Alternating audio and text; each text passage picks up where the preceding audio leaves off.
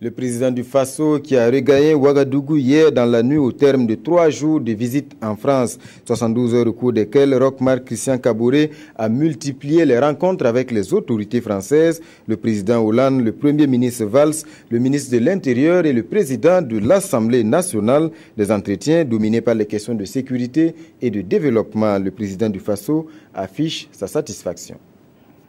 Nous avons eu l'opportunité d'avoir un échange avec tous les premiers responsables de la France. Et discussions au cours desquelles des questions importantes se sont invitées, comme les questions de sécurité que nous avons pu discuter, pour non seulement demander toujours l'assistance en termes de formation, je dirais, de nos unités orientées dans le sens de la lutte contre le terrorisme d'une part.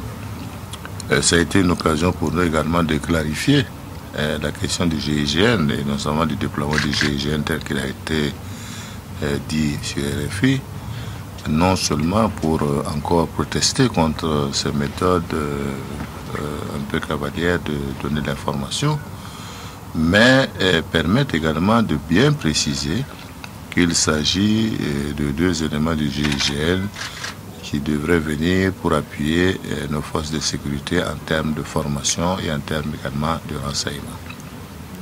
Nous avons également discuté des questions économiques. Comme vous l'avez constaté, on a signé une convention de 30 millions d'euros qui doivent permettre de renforcer les capacités en eau d'une part, mais également l'assainissement dans les villes de Ouaga et Bobo.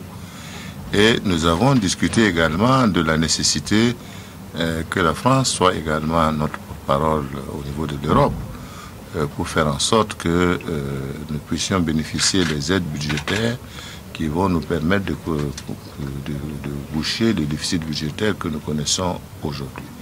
À ce niveau, ils ont pris un engagement eux-mêmes de contribuer déjà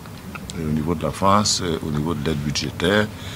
restant à définir donc entre les deux parties. Nous avons enfin eu l'opportunité de rencontrer également le Premier ministre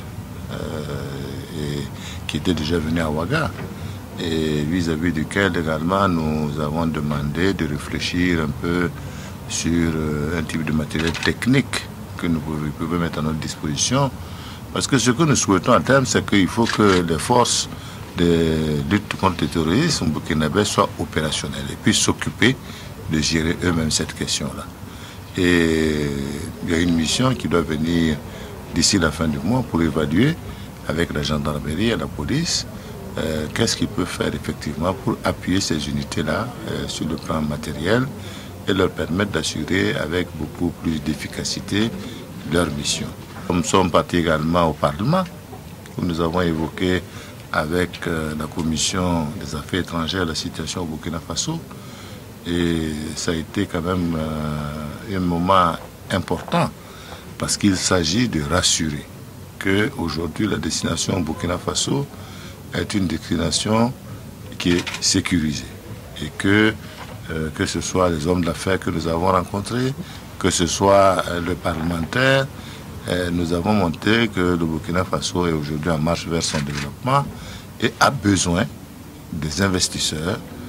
français qui, en lien avec des investisseurs burkinabés dans une sorte de joint venture, vont permettre de créer des richesses, des entreprises, de créer des emplois pour appuyer le développement économique et social du Burkina Faso. Et je dois dire que nous avons eu partout où nous sommes passés un bon écho. Et d'ailleurs, il y a une mission du MEDEF qui doit se rendre au Burkina Faso d'ici la semaine prochaine pour que nous puissions approfondir les discussions.